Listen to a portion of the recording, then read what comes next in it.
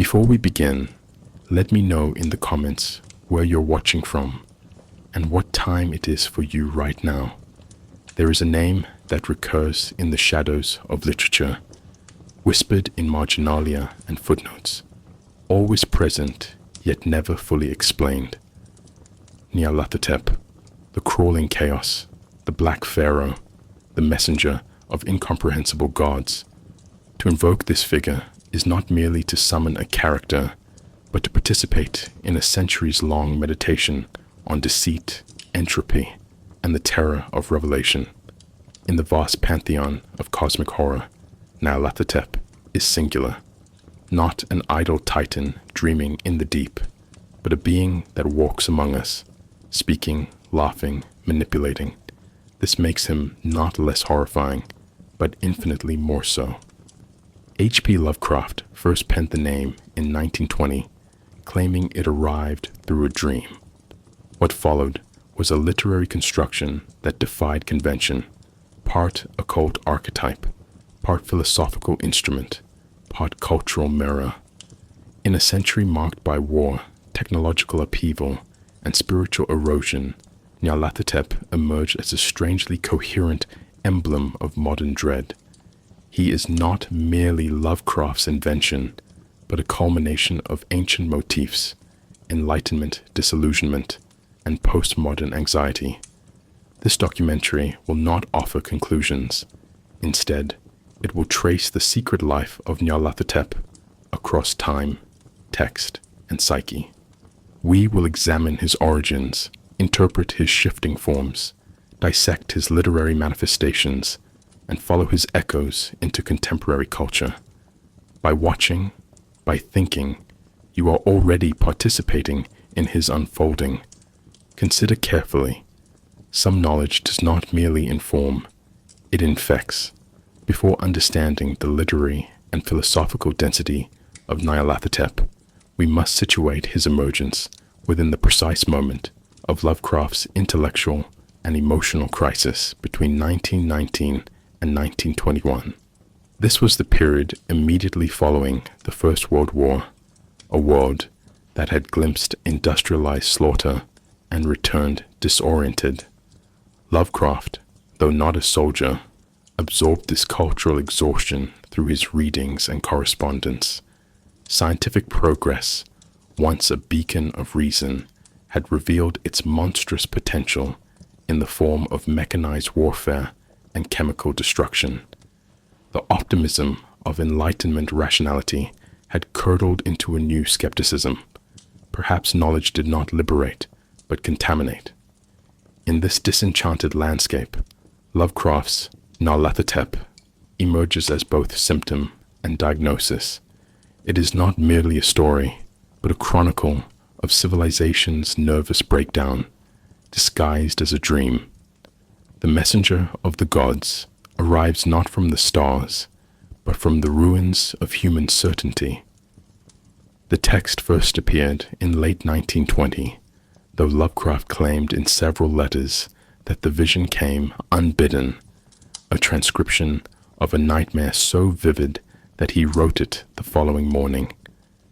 This biographical detail matters, for Lovecraft often used dream material as a portal to what he considered atavistic or ancestral knowledge, what Jung, writing concurrently, might call the collective unconscious. In this sense, NYARLATHOTEP was less a creative act than an act of recovery. The story speaker walks through a world on the verge of collapse, where scientific exhibitions and electric wonders herald not progress, but decay. The imagery of dark processions, malfunctioning machines, and mass hysteria reflects a mind that saw technology as sorcery stripped of meaning. Consider carefully, this is not simply fiction about a nightmare. It is a nightmare about fiction itself, the realization that narrative coherence is breaking down under the weight of modernity. Lovecraft's letters from this era reveal an author torn between rationalist skepticism and metaphysical terror. He mocked spiritualism, and pseudoscience, yet filled his private writings with apocalyptic awe. This duality is critical. NYARLATHOTEP functions as the reconciliation of these two halves, the rationalist's god of chaos. In one letter to Samuel Loveman, Lovecraft describes a wandering prophet of scientific wonders who drives men mad. Here, science and madness are fused, each validating the other. It is not an accident that Lovecraft imagines the prophet emerging from Egypt, the birthplace of ancient knowledge and colonial imagination. The Egypt of Lovecraft's mind is not geographical, it is symbolic, a graveyard of wisdom where progress and decay intertwine. The pharaoh becomes a metaphor for the modern intellectual, one who commands light yet walks in darkness. Such paradoxes define Lovecraft's creative intent. He was constructing a myth that explains why enlightenment inevitably consumes itself. We must recognize that Lovecraft's America in 1920 was a nation of disillusionment. The Jazz Age was dawning, Prohibition was in effect, and urbanization was rewriting the human condition. The mood was not of triumph, but of alienation. Against this background, NYARLATHOTEP becomes the perfect emissary, a figure who offers spectacle while concealing meaning.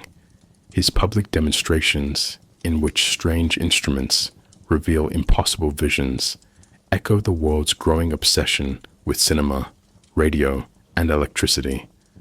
The scientific showman thus prefigures the modern media prophet, a manipulator of awe. Lovecraft's subtle insight was that humanity's desire for revelation had simply changed costume. The cathedral had become the laboratory. The horror was not in regression, but in continuity, the same hunger for transcendence, now expressed through machines. It is not simply a rejection of progress, but an acknowledgement that progress and superstition are twins, not opposites. Philosophically, NYARLATHOTEP embodies the principle of revelation as decay. The figure does not destroy the world, he unveils it. His revelations do not contradict human knowledge, they fulfill it in grotesque form. What the prophet shows is not illusion, but deeper truth, and it is precisely this truth that drives humanity insane. Here, Lovecraft articulates the paradox at the heart of modern epistemology, that to know more is to understand less. The story anticipates later existentialist and post-structuralist concerns with meaning's instability. Just as the Dadaists of the same period mocked the rational order that had led to war, Lovecraft used horror to unmask the collapse of meaning within reason itself. NYARLATHOTEP is, in essence, the rational world's self-portrait. He is what happens when knowledge becomes autonomous, when the message continues even after the messenger has forgotten its purpose. The emotional tone of Lovecraft's creation is equally instructive. There is no heroism, no redemption, only slow unraveling. The narrator's transformation from detached observer to raving victim mirrors Lovecraft's own anxieties about intellect and decay. The dreamlike cadence of the prose suggests a ritual of initiation, a literary descent into epistemic darkness.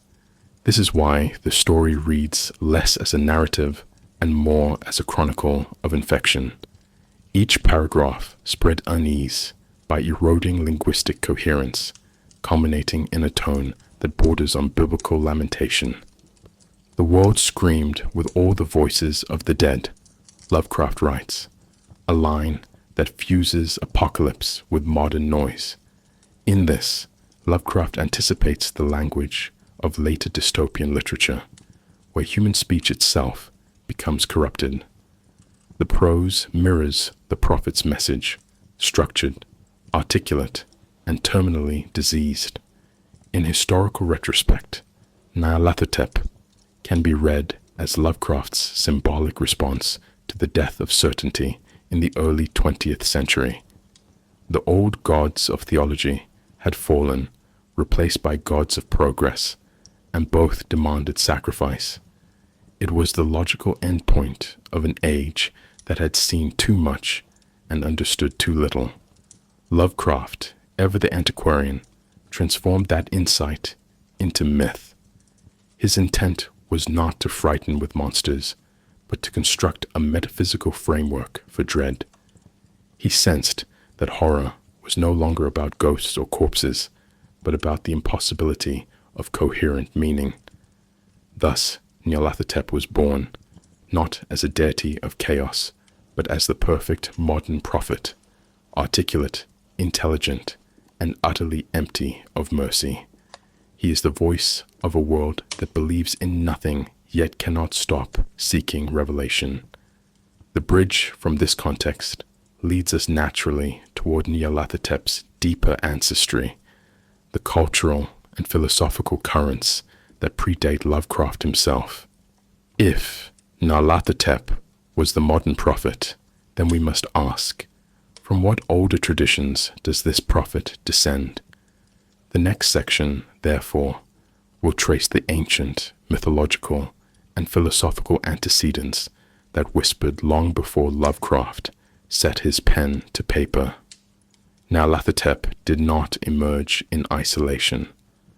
While Lovecraft framed the figure as an original creation drawn from a dream, the deeper texture of this entity reveals a latticework of older archetypes, mythic echoes, and philosophical patterns. NYARLATHOTEP may be unique in name, but his function as divine messenger, agent of collapse, and avatar of deceit belongs to a much older and darker tradition. To understand him fully, we must examine the cultural shadows he inherits. What we find is not a single mythological ancestor, but a series of intellectual hauntings, from ancient trickster deities and Gnostic emissaries to Enlightenment skepticism and Romantic despair. This is not merely literary ancestry, it is thematic continuation, where each generation re-articulates its fears through different masks. NYARLATHOTEP is not the first to wear such a mask. He is simply the latest to wear it with deliberate incoherence. Consider first the role of the trickster, a figure who occupies the liminal space between order and chaos. In global mythology, the trickster is both destroyer and culture bringer. From Hermes in Greek thought to Loki in Norse sagas, these beings speak for the gods while subverting their authority. Hermes, god of boundaries and transitions, was a communicator who often deceived, stole, and misled, all while bearing divine legitimacy. Loki, more destructive in nature, embodies the same paradox, a force necessary to the cosmic cycle, yet profoundly destabilizing. NYARLATHOTEP inherits this trickster lineage, but distills its moral ambiguity into pure epistemic dread. He is not mischievous, but revelatory. His lies are indistinguishable from the truth. Where Hermes guided souls, NYARLATHOTEP shatters them. Where Loki schemes for power, NYARLATHOTEP enacts entropy. The shift is subtle but significant. Lovecraft strips the trickster of redemptive playfulness, leaving only the mechanism of collapse. This destructive ambiguity finds deeper expression in Gnostic cosmology, especially in the figure of the demiurge, a false god who creates a flawed material world while pretending to speak for the divine.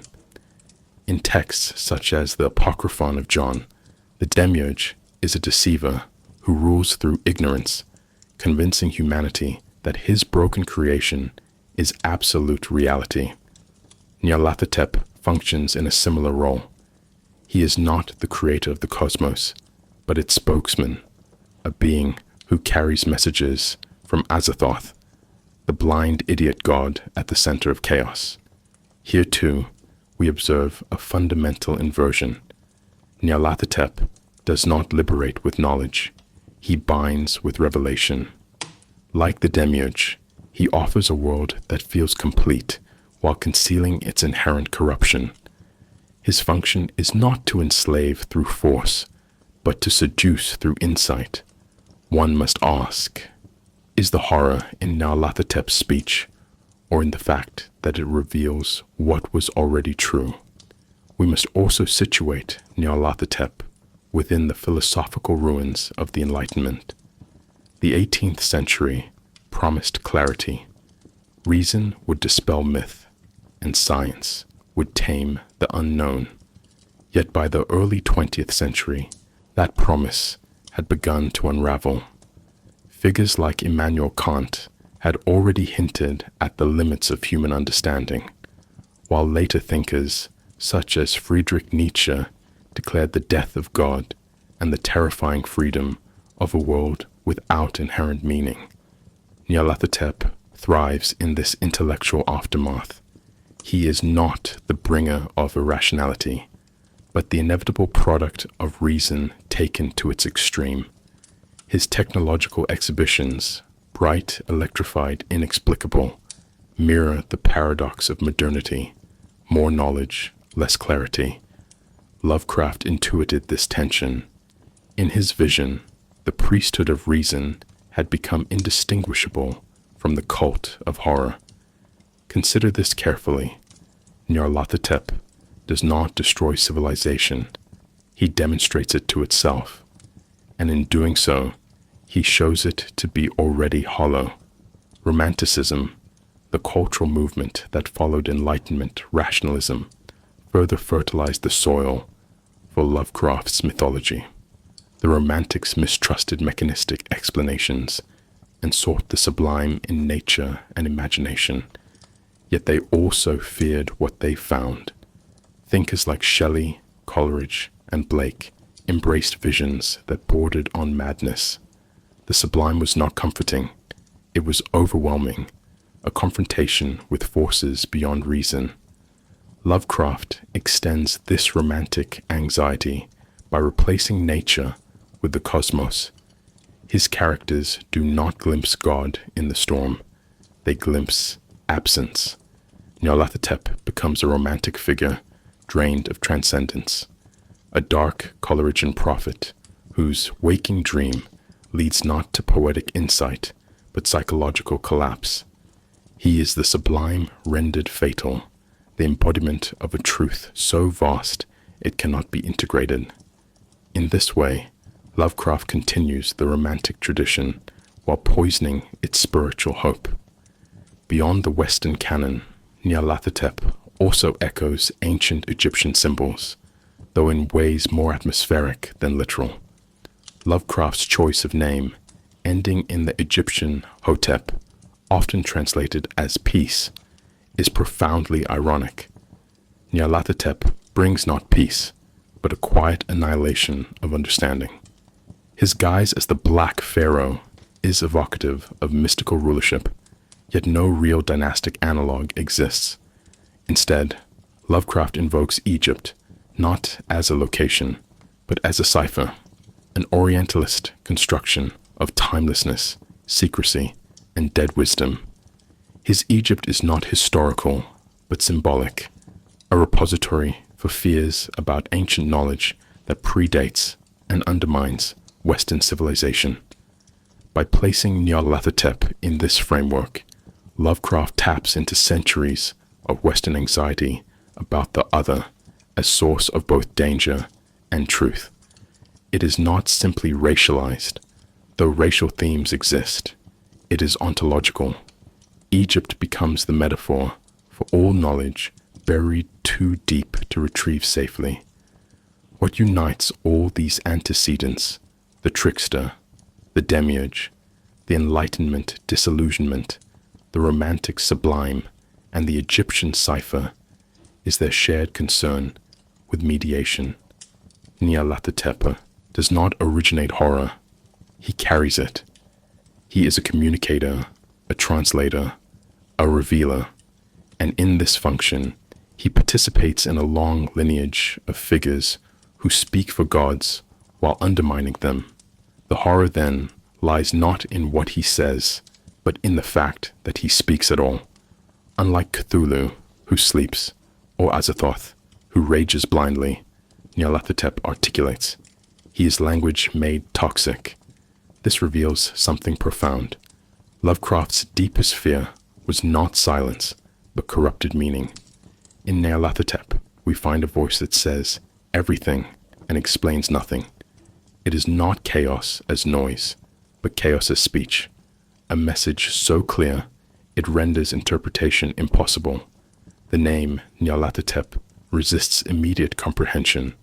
Its phonetics are foreign, its construction alien, and its meaning deliberately obscured. Yet in Lovecraft's work, this is no accident. Names are never mere labels.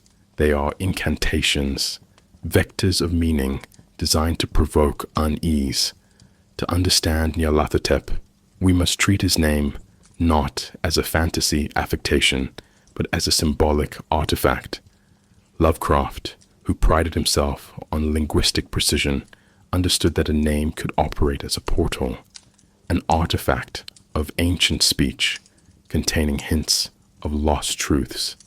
In the case of Nyarlathotep, this name functions not simply as identity, but as a linguistic disturbance. It destabilizes comprehension, drawing on invented roots, corrupted syllables, and echoes of ancient languages. We must pause here. This reveals something profound about Lovecraft's method.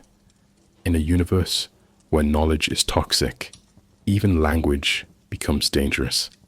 Lovecraft once admitted in letters that the name Nyarlathotep came to him in a dream, a detail that should not be dismissed. Dreams in Lovecraft's metaphysics are not subjective fantasies, but intrusions from deeper realities. If the name appeared without conscious construction, then it emerges from what might be called an unconscious mythology. Phonetically, the word echoes Egyptian nomenclature.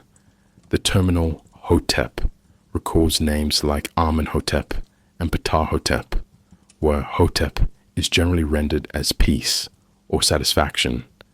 But this is not an accurate borrowing. It is an intentional corruption. The peace Nyarlathotep brings is false, a peace of extinction or cognitive paralysis. The front half of the name, Nyarla, is semantically void, yet it feels ancient. Its structure, a triadic consonant-vowel cluster, suggests Semitic or Afro-Asiatic roots. Whether or not it means anything is beside the point. What matters is that it suggests ancientness without granting understanding. It is not a word, but a simulation of one.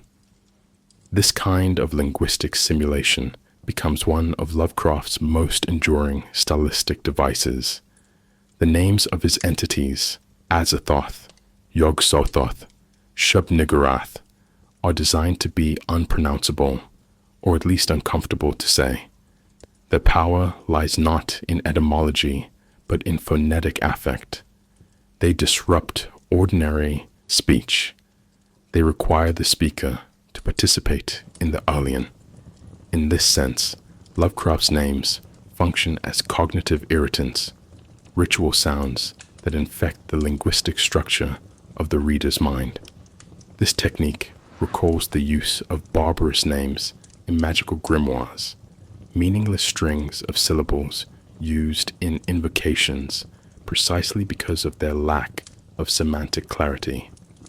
In medieval and Renaissance magical texts, such names were believed to resonate with non-human intelligences because they bypassed human rationality. Lovecraft, whether consciously or not, replicates this logic. His invented languages serve not to communicate, but to unmake the possibility of communication. Consider also the way Nyarlathotep operates within the narrative frame. He is the only god in the mythos who consistently speaks intelligibly to humans. He uses our words, but something in their arrangement deforms reality. In the dream quest of unknown Kadath, his speech seduces and corrodes. In the haunter of the dark, his influence spreads through a crystal object that emits no sound, yet communicates annihilation. This suggests that NYARLATHOTEP's linguistic power is not bound to syntax or dialogue. It is ambient. He emanates meaning in a way that resembles infection. This resonates with modern theories of memetics, where ideas replicate like viruses. In this model, NYARLATHOTEP is less a being than a contagious semiotic structure, one that colonizes thought through exposure. He is not just heard or read, he is installed.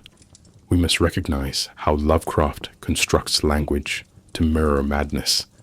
His prose, particularly when describing encounters with NYARLATHOTEP, frequently slips into degraded syntax, passive voice, and recursive sentence structures.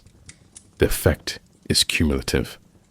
As readers, we begin in clarity and end in confusion, not because the narrative fails, but because it enacts the very collapse it describes. Language, for Lovecraft, is both the medium and the message of horror. The more one attempts to describe NYARLATHOTEP, the more language itself becomes unreliable. This is literary entropy, meaning decaying under its own weight. It is not simply a book of monsters, but a record of linguistic failure. And it is precisely in this failure that Lovecraft achieves his most unsettling effects. Moreover, the symbolic content of NYARLATHOTEP's name bleeds into broader cultural anxieties. The early 20th century was an era of unprecedented linguistic experimentation. Dadaism, stream of consciousness fiction, and modernist poetry all pushed language to its limits. T.S. Eliot's The Waste Land, 1922, published only 2 years after NYARLATHOTEP, also features fragmented speech, foreign words, and prophetic despair. Both texts suggest a world where meaning has not vanished, but become malignant. In this way, Lovecraft's myth-making participates in a wider literary movement, the recognition that the modern world no longer speaks clearly, and that, perhaps it never did. NYARLATHOTEP, as name and presence, becomes the literary emblem of this realization. His voice is too articulate, his meaning too sharp. He does not obscure, he over-reveals. Ultimately, we arrive at a disturbing implication. The most dangerous truths are not hidden in obscure rituals or lost grimoires. They are spoken plainly, in language we understand too well. NYARLATHOTEP's symbolic power lies in his refusal to remain alien. He is not a monster in the void, but a messenger at the door, speaking perfect English. The horror is not in what we fail to understand, but in what we understand too late. His name is a threshold. To speak it is to begin a process of recognition that cannot be reversed.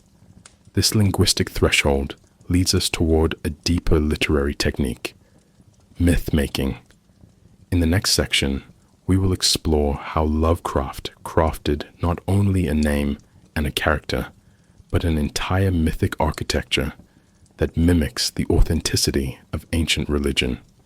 From pseudo-historical documents to collaborative invention, we will see how narrative authenticity became Lovecraft's most powerful illusion, and NYARLATHOTEP its most convincing mask. In constructing NYARLATHOTEP, Lovecraft did far more than invent a character. He constructed a myth. But unlike traditional myths, which evolve over centuries through communal storytelling, Lovecraft's mythos is a conscious fabrication designed to mimic the organic development of ancient belief systems. What makes NYARLATHOTEP so unnerving is not merely his presence in stories, it is the illusion that he already exists outside them. This illusion is achieved through Lovecraft's meticulous layering, of pseudo-history, invented texts, unreliable narrators, and intertextual references, what results is not just narrative, but mythic simulation. It is not simply that NYARLATHOTEP is horrifying. It is that he seems real, in a way that transcends fiction, as though the stories are not creating him, but documenting his return. One of Lovecraft's most effective strategies in achieving this authenticity is the use of epistolary and testimonial forms. In NYARLATHOTEP 1920, the narrator presents events not as invention, but as personal experience, almost like a dream journal or prophetic vision. Later stories extend this technique. The Haunter of the Dark unfolds through the recovered diary of a doomed writer. The Dreams in the Witch House combines journal entries, newspaper clippings, and academic references. These techniques echo the structure of religious texts, fragmented, disputed, and layered through human interpretation. Lovecraft creates the illusion that we are not reading stories, but records. This mimetic device blurs the line between fiction and historiography. It encourages readers to become investigators rather than consumers, to question the nature of reality behind the text. The technique does not demand belief, but it rewards suspicion. A critical component of this myth-making is Lovecraft's invention of forbidden tomes, most famously the Necronomicon. Though never fully quoted or described, it is frequently referenced by multiple characters across stories. It is said to be written by the mad Arab Abdul al-Hazred and contains knowledge so dangerous that it drives readers insane. The Necronomicon functions not unlike scripture or arcane commentary. It is not an object of exposition, but of suggestion. In this, it mirrors real historical grimoires like the Picatrix or Key of Solomon, whose reputations outstrip their contents. NYARLATHOTEP is mentioned in the Necronomicon, but never directly quoted from it. This silence is strategic. The absence of direct exposition allows the text to accumulate mystique. Readers fill in the blanks with their own fears. It is not the content that horrifies. It is the implication that content exists.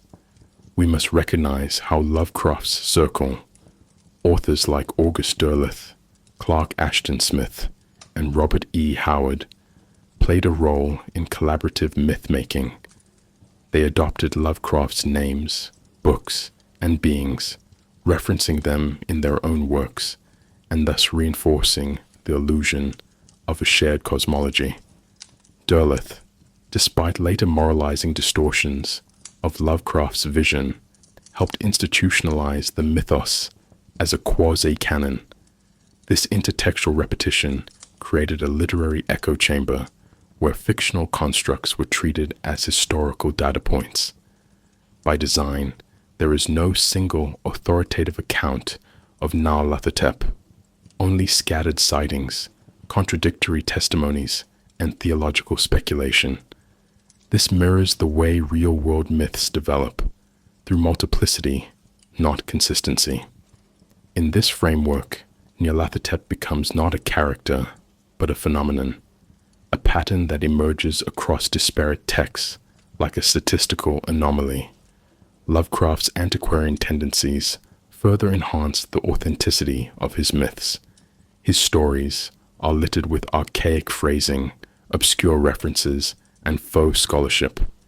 He names real places, like Arkham, Massachusetts, which feels real but is fictional, cites fictional academic institutions, like Miskatonic University, and introduces characters with academic titles and skeptical dispositions.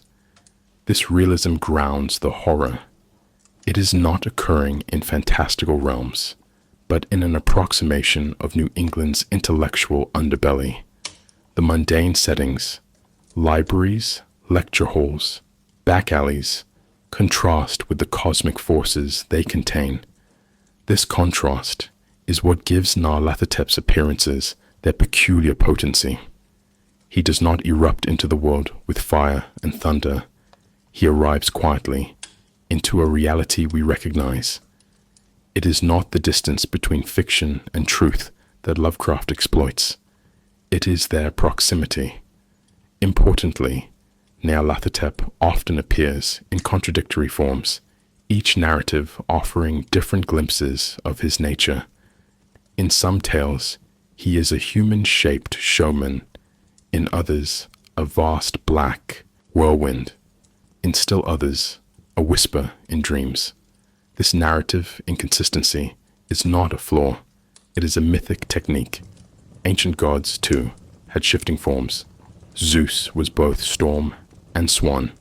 Odin both wanderer and corpse. By presenting NYARLATHOTEP in varying guises, Lovecraft imbues him with the dynamism of genuine deity. The multiplicity fosters mystery. It also mirrors the logic of oral tradition, where retellings mutate with each generation.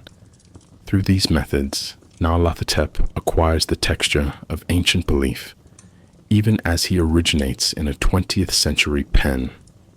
This brings us to the philosophical core of Lovecraft's myth-making, the simulation of authenticity in the service of destabilization. Traditional myths often aim to explain the world, to bind it into intelligible patterns. Lovecraft's myths do the opposite. They simulate coherence, only to dismantle it. NYARLATHOTEP may appear in many stories, but he is never fully known, never stabilized. He is an unresolvable center, a symbol of narrative collapse.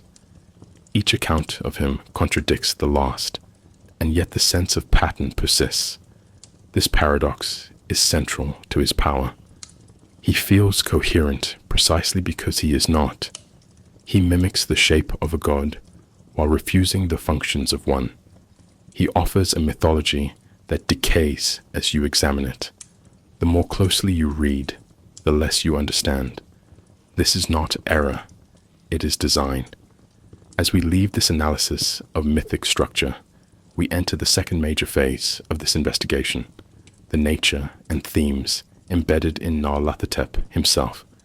Having examined the origins, influences, and structural authenticity of his myth, we are now prepared to confront what NYARLATHOTEP is. We will explore the philosophical core of his being, the entities that surround him, the madness he engenders, and the devastating implications of his knowledge. For in Lovecraft's universe, myth is never ornamental. It is an instrument, a device for delivering the unbearable truths of a cosmos that does not care. To examine NYARLATHOTEP's philosophical function is to confront three recurring principles of Lovecraft's cosmic horror: human insignificance, universal entropy, and the fragility of reality itself. These themes are not surface trappings, but foundational. They define the atmosphere in which NYARLATHOTEP operates and reveal why his presence is not only terrifying, but existentially corrosive. In contrast to supernatural villains of folklore, or even the indifferent monstrosities of Lovecraft's other deities, NYARLATHOTEP embodies active intelligence. He is not the void, but the voice of the void, not a destroyer of worlds, but a demonstrator of truth. And what he reveals is simple, unrelenting, and incurable. The cosmos does not care, and the human mind cannot withstand that realization. Lovecraft was explicit in his letters about his contempt for anthropocentrism. He dismissed the idea of a universe with purpose, morality, or divine oversight. In its place, he envisioned a cold, infinite expanse ruled by laws that defied human comprehension. NYARLATHOTEP represents this principle incarnate. He does not preach cosmic meaninglessness. He enacts it. In NYARLATHOTEP 1920, His demonstrations of technology and knowledge result not in enlightenment, but in catatonia and mass delusion. Audiences exit his exhibitions physically unharmed, yet psychically shattered. The implication is chilling. Understanding, far from being liberatory, is a form of contamination. One might ask, what happens when the universe finally explains itself, and we realize we were never part of the explanation? This is the first and deepest concept NYARLATHOTEP embodies: insignificance, but not the comforting insignificance of spiritual humility. This is radical dispossession. There is no plan, no audience, no reconciliation. In Lovecraft's universe, humanity is not a fallen species. It is an irrelevant one. And unlike the slumbering Cthulhu or the blind chaos of Azathoth, NYARLATHOTEP knows this. He communicates it with precision. He walks among humans, mirrors their intellect, and offers revelations that reduce them to babbling ruins. This is not simply madness. It is epistemic annihilation.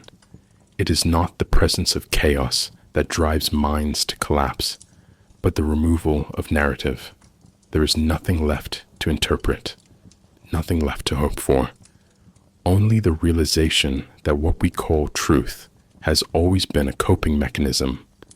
The second principle that defines NYARLATHOTEP's philosophical nature is entropy, not merely as physical decay, but as the inevitable dissolution of meaning, coherence, and order. Entropy in Lovecraft's work is metaphysical. It is the tendency of all things, not just matter, but minds, languages, and civilizations, to devolve into incoherence. NYARLATHOTEP, in his many forms, accelerates this process. He does not destroy directly. He erodes. Cities remain standing, but their populations wander in dreamlike stupor. Languages persist, but their meanings unravel. Knowledge continues to circulate, but it serves only to hasten collapse. In the dream quest of unknown Kadath, NYARLATHOTEP speaks of gods who have left the world behind, not in rage, but in indifference. The world remains, but its vitality is gone. Consider carefully. It is not destruction that NYARLATHOTEP brings, but exhaustion, the entropy of the sacred. A striking example of this entropic function appears in The Haunter of the Dark, 1935. There, NYARLATHOTEP takes the form of a dark force linked to a crystal artifact, the shining trapezohedron. Those who gaze into it perceive alien vistas, impossible geometries, and ancient beings. But the visions do not reveal secrets. They unmake the categories of time and space. The protagonist, Robert Blake, becomes unmoored, no longer certain of his own place in the cosmos. The artifact and the entity behind it degrade not his body, but his orientation. This is the horror of entropy, not explosion, but disassembly. In this sense, NYARLATHOTEP is the agent of entropy, but also its expression. He is what the universe becomes when its structures are no longer upheld by belief. The third, and perhaps most disorienting concept NYARLATHOTEP personifies is the blurring of dream and reality. Unlike other Lovecraftian entities who dwell in alien dimensions, NYARLATHOTEP invades dreams and cities, thoughts and institutions. He collapses distinctions. In NYARLATHOTEP, the narrator begins in waking life and slowly drifts into dream until no division remains. The world itself begins to dream, and in doing so, forgets its own logic. This motif continues in the dream quest of unknown Kadath, where the dreamlands are not subjective illusions, but alternate ontologies. Dreams in Lovecraft are not escapes from reality. They are competing realities, and NYARLATHOTEP, who moves between these states without friction, demonstrates the terrifying possibility that reality is itself unstable, a consensus subject to rupture. This dream-reality collapse has philosophical implications rooted in idealism and phenomenology. In thinkers like Berkeley and Husserl, reality depends on perception. Lovecraft takes this further. If perception can be manipulated, then reality itself is hostage to incomprehensible forces. NYARLATHOTEP weaponizes this instability. He enters through the cracks, hallucinations, dreams, prophetic visions, and rewrites perception until it can no longer distinguish between the actual and the impossible. This is not illusion, it is ontological warfare.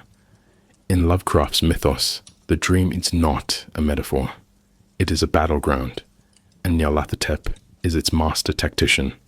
Together, these three concepts, insignificance, entropy, and dream reality, form a coherent philosophy of horror.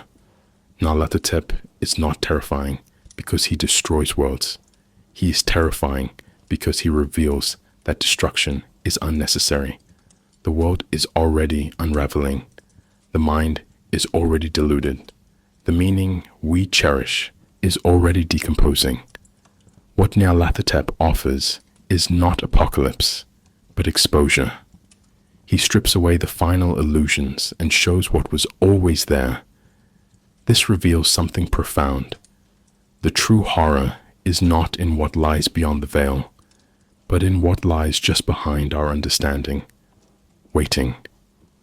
NYARLATHOTEP's place in Lovecraft's pantheon is anomalous. While the so-called Great Old Ones and Outer Gods are often dormant, distant, or fundamentally inert, NYARLATHOTEP is mobile, conscious, and intentional. He is the acting will in a cosmos otherwise dominated by blind forces and indifferent geometries. To understand his role, we must consider the greater mythological context, the entities that populate the Lovecraftian universe, and the logic that binds or unbinds them. Within this alien hierarchy, NYARLATHOTEP does not reign supreme, nor does he seek supremacy in the human sense. Rather, he mediates. He moves between levels of reality, speaks in multiple tongues, and delivers messages that unmake the minds who receive them. He is a figure of connectivity in a mythos that otherwise refuses coherence, and that makes him uniquely threatening. At the apex of Lovecraft's cosmology lies Azathoth, the blind idiot god, who gibbers eternally at the center of all existence. He is not evil, nor even willful, but pure chaos, mindless nuclear force mistaken for deity. Lovecraft describes him in The Dream Quest of Unknown Kadath, and The Whisperer in Darkness as a bubbling chaos surrounded by piping demonic flutes, a grotesque parody of divine omnipotence. Azathoth creates and sustains all things without knowing he does so. In this way, he embodies a form of cosmic non-consciousness, the universe as accident. NYARLATHOTEP, according to several stories and fragments, serves as Azathoth's messenger, which positions him in a paradoxical relationship. He is the voice of a god that cannot think. He speaks for that which has no language.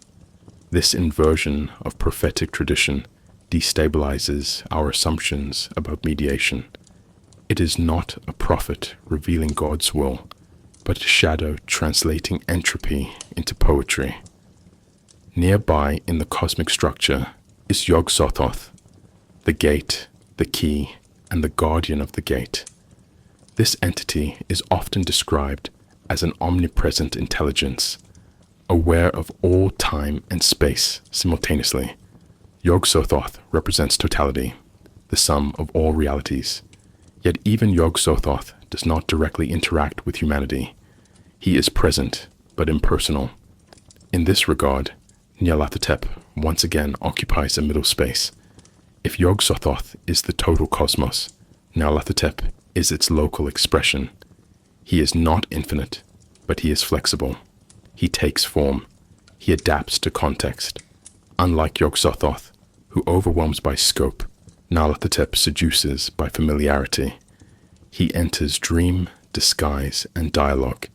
He is the narrative function of the cosmic, a being who makes the incomprehensible speakable and therefore dangerous. Other figures in the mythos, like Shub-Niggurath, the black goat of the woods with 1,000 young, play thematic roles as forces of proliferation, chaos, and fertility. Shub-Niggurath is a force of generative excess, an obscene parody of creation. But again, she does not speak, nor does she care. NYARLATHOTEP, in contrast, performs. He appears in city squares, lectures in auditoriums, wears the skin of prophets. He is the only god who consistently interacts with humans in deliberate, destructive ways. We must recognize this distinction. While the rest of the pantheon embodies forces, NYARLATHOTEP enacts them. He is performance as ontological threat. In The Dreams in the Witch House, for instance, his cultic worship is not about devotion, it is about transaction. He gives visions, but what he takes in return is always more profound. Coherence, sanity, orientation. In the dream lens, Lovecraft's alternate dimension, accessed now through sleep, NYARLATHOTEP serves as a gatekeeper and a manipulator. In the dream quest of unknown Kadath, he thwarts Randolph Carter's journey, not by brute force, but through psychological dissection. He exposes Carter's naive desires and then grants him his wish in the most terrifying way possible. This is NYARLATHOTEP's method, revelation through inversion. He does not destroy dreams, he completes them, and in their completion, they reveal the emptiness of their premise. The dreamlands themselves are ruled by incoherent logic, filled with gods who have abandoned their thrones. NYARLATHOTEP is the last administrator of a dying metaphysics. He maintains the illusion just long enough for it to unravel at the moment of realization. Not nightmare replacing dream, but dream evolving into nightmare. We must also consider NYARLATHOTEP's masks, his countless incarnations, which include the Black Pharaoh, the Faceless God, the Haunter of the Dark, and the Dark Man. Each of these guises reflects a different aspect of human fear: political tyranny, epistemic void, religious deception, and psychological collapse. The Black Pharaoh, who appears in The Haunter of the Dark and alluded to in The Dream Quest, conjures ancient fears of a cult monarchy, a ruler whose power is both spiritual and scientific. The Faceless God suggests the terror of anonymity, of being ruled by something unknowable yet omnipresent. The Haunter of the Dark inhabits forbidden spaces, linked to artifacts like the shining trapezohedron, offering insight at the cost of destruction. These are not contradictions. They are facets. NYARLATHOTEP is not a being of stable identity, but a repertoire of catastrophes. This multiplicity itself is thematic, horror that cannot be pinned down, truth that arrives wearing the wrong face. This reveals something critical. NYARLATHOTEP is not a single character, but a category of experience. He is what happens when humans confront the divine without intermediary, when narrative fails, but language continues. His presence requires no temple, only an audience. He is summoned not by ritual, but by the act of inquiry itself. This makes him especially potent in Lovecraft's world, which is saturated with scholars, archaeologists, dreamers, and intellectuals. These figures do not stumble into horror. They study it, and in doing so, they awaken that which prefers to remain unspoken. It is not NYARLATHOTEP who seeks them out. It is they who uncover him through questions that should not be asked. In Lovecraft's Mythos, human interaction with NYARLATHOTEP is not incidental. It is the design. Unlike other entities in the pantheon who remain dormant or passive, NYARLATHOTEP seeks contact. He tours, lectures, whispers, and appears in guises specifically calibrated to human perception. But this is no act of benevolence. Every encounter leaves behind devastation, not through physical destruction, but through the collapse of mental frameworks.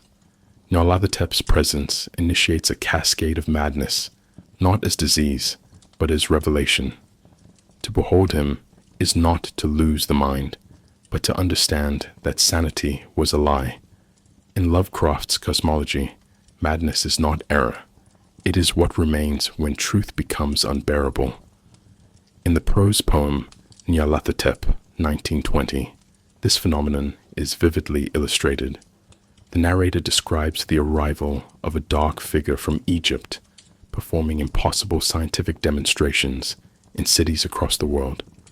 The displays are not described in detail, only their effects. People leave the auditoriums in a stupor. Cities fall into silence. Streets are abandoned. It was the end of the world, the narrator says, yet I was afraid. Here, fear does not emerge from violence, but from comprehension. Whatever NYARLATHOTEP shows them, it undoes not their bodies, but their belief that reality is fixed and knowable. The function of madness in this context is not loss, it is confrontation. What we call insanity is simply the only reasonable response to an unreasoning universe.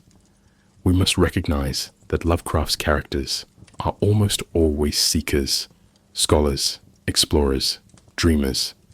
They do not stumble into horror, they pursue it. And in NYARLATHOTEP's case, it is their desire to understand that invites collapse. In The Dream Quest of Unknown Kadath, Randolph Carter's journey to find the Dream City leads him directly into NYARLATHOTEP's manipulation. Carter, like many Lovecraftian protagonists, assumes that knowledge leads to power. But NYARLATHOTEP teaches the inverse. Knowledge strips away power, revealing the futility of resistance. He toys with Carter, offering insights only to reveal them as traps. This is not sadism in the traditional sense. It is didactic horror. NYARLATHOTEP does not torment, he instructs. And his lesson is simple. To know the universe is to realize it does not know you. Madness in these stories often manifests not in hallucination, but in transformation of perception. In The Haunter of the Dark, 1935, Robert Blake becomes obsessed with the Church of Starry Wisdom and the shining trapezohedron. The artifact grants visions, but those visions are not fantasies. They are glimpses of the real architecture behind perception. As the light goes out and the storm approaches, Blake realizes that the thing coming for him has always been there, just outside his field of view. His death is inevitable, but his madness precedes it.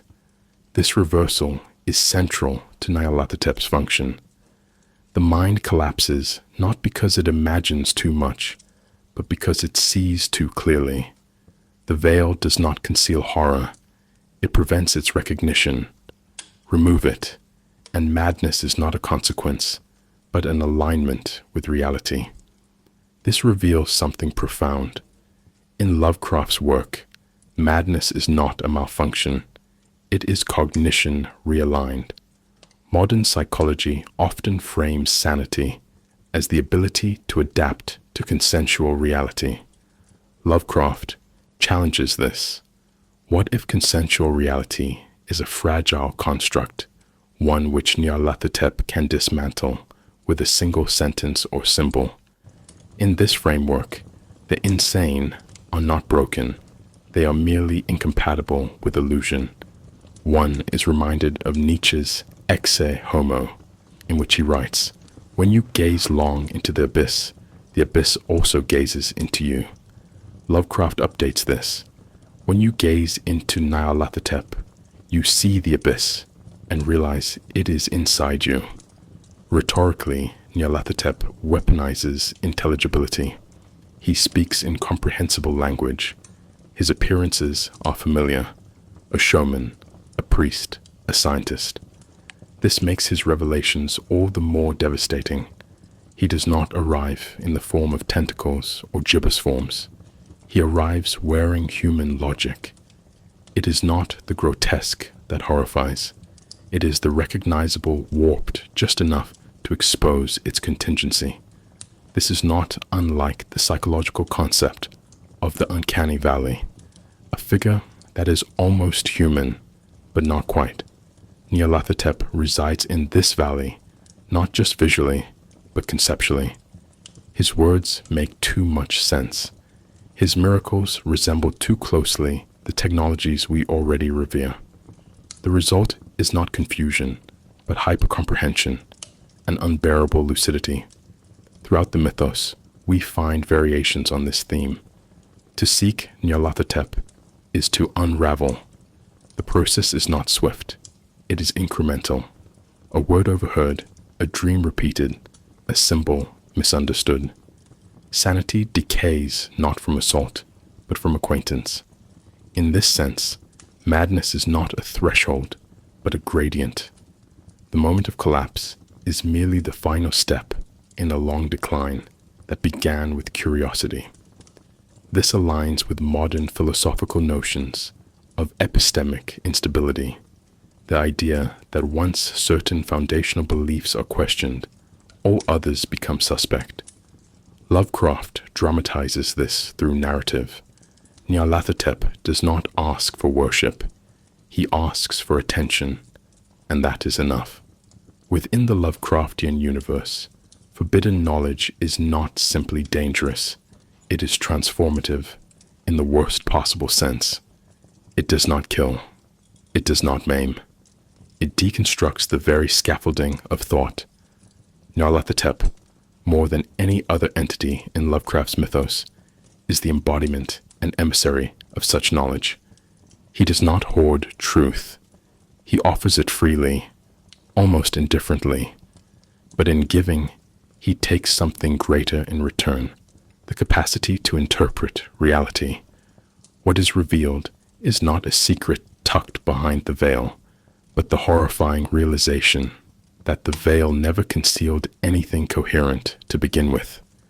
In this, Lovecraft creates a new paradigm of horror, not rooted in supernatural fear, but in epistemic disintegration.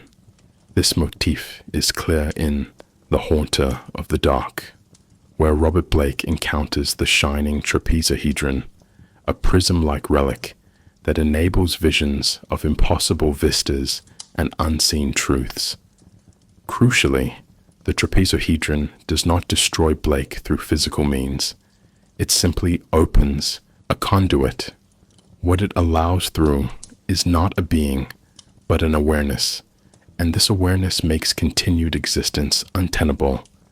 Lovecraft writes, he had seen the ultimate chaos and realized the terror that lurked behind the stars. This phrasing is instructive. The terror is not an event, but a recognition. Knowledge itself becomes a vector for horror. The mind collapses not because it fails to understand, but because it succeeds too well. It is not ignorance, but insight that kills. We must pause here. This reveals something profound. Lovecraft does not treat knowledge as a binary of known, unknown. Instead, he introduces a third category: unendurable knowledge. This is information that does not fit within human epistemology. Once glimpsed, it corrodes all other truths, like acid poured on parchment. In this sense, NYARLATHOTEP is not merely a harbinger of knowledge, he is an epistemic solvent. He does not overwrite the human worldview. He erodes the concept of worldview itself. The mind is not expanded by contact with NYARLATHOTEP. It is unwritten. This parallels contemporary philosophical concerns with the limits of intelligibility. The idea that not all truths are structurally available to human understanding, and that contact with such truths constitutes an ontological threat. Consider the scientific wonders NYARLATHOTEP performs in his earliest appearance. They are never fully described, only their effect is rendered. Machines spark and flicker. Audiences leave forever changed. What he presents is not a stage trick or illusion, but a demonstration of truth in its raw, pre-narrative form. It is not what he shows that horrifies. It is that it functions despite defying interpretation. These are not miracles. They are phenomena without metaphysical anchors. This destabilizes both scientific and mystical worldviews simultaneously. The scientist cannot explain. The priest cannot contextualize. The viewer is caught in an epistemic vacuum, what philosopher Ray Brassier might call nihil unbound. NYARLATHOTEP does not represent the unknown. He is the collapse of knowability. This theme is mirrored in the recurring trope of the cursed text, a device that appears throughout Lovecraft's work, especially the Necronomicon. Those who read it do not gain power, they disintegrate. Again, NYARLATHOTEP differs from other entities in that he requires no such artifact. He is the artifact. His presence, his voice, even his name, carries the informational payload of collapse. The Necronomicon may be a book, but NYARLATHOTEP is a living scripture, one that reads the reader. In this way, he anticipates postmodern anxieties about language as a destabilizing force. If signs no longer signify, and language no longer orders experience, then horror is no longer found in monsters. It is found in sentences. The psychological consequences of such knowledge are dramatized again and again. Characters do not die from curses or poisons. They spiral into silence, catatonia, or suicide. The mechanism is consistent. They learn too much. But this too much is not a surplus of content. It is a rupture in structure. The human mind requires narrative coherence, causal logic, and stable reference. NYARLATHOTEP obliterates these supports. His victims are not merely overwhelmed. They are deranged in the literal sense, removed from order. One might compare this to the concept of cognitive dissonance, but on a cosmic scale. The beliefs that hold the self together are shattered, and what emerges is not madness in the classical sense, but epistemic exposure, a mind flayed open by its own capacity to know. Lovecraft weaponizes this through literary technique. Descriptions of NYARLATHOTEP's influence are often recursive, filled with uncertain qualifiers and deteriorating grammar. The prose mirrors the content. Meaning becomes elusive, just as the characters begin to perceive what lies behind the veil. Words like indescribable, unnameable, and inexplicable do not obscure. They signal the end of language as a reliable system. Lovecraft does not withhold for dramatic effect. He withholds because what is seen cannot be integrated. NYARLATHOTEP is not a puzzle to be solved. He is the demonstration that some puzzles were never meant to exist within human comprehension. This framework of forbidden knowledge creates an ethical inversion. In classical myth, to seek forbidden knowledge is a sin of pride. Prometheus, Faust, Lucifer. In Lovecraft's Mythos, it is not hubris that dooms the seeker, but structural incompatibility. The human mind, designed by evolution for survival, not for truth, encounters realities that overwhelm its architecture. This removes moral judgment. NYARLATHOTEP does not punish, he exposes. The result is the same, dissolution. But the cause is different. It is not sin. it is ontological mismatch. The mind is a lock, and Nyarlathotep is the wrong key forced into it until the whole mechanism shatters. Nyarlathotep's first documented appearance was in H.P. Lovecraft's prose poem, Nyarlathotep, 1920, a piece that stands apart in tone, structure, and philosophical density. Unlike Lovecraft's later Mythos tales, which often take the form of scholarly reports, discovered documents, or first-person confessions of degeneration, Nyarlathotep reads like an apocalyptic vision. Its form mirrors prophecy, its tone is one of terminal clarity, and within its tightly composed paragraphs, we encounter the foundational depiction of Nyarlathotep, not yet the thousand-masked manipulator, but a singular spectral prophet of collapse. The narrative functions as a transmission, a warning not merely of doom, but of insight as doom. Lovecraft wrote the piece in November 1920, following what he described as an unusually vivid dream.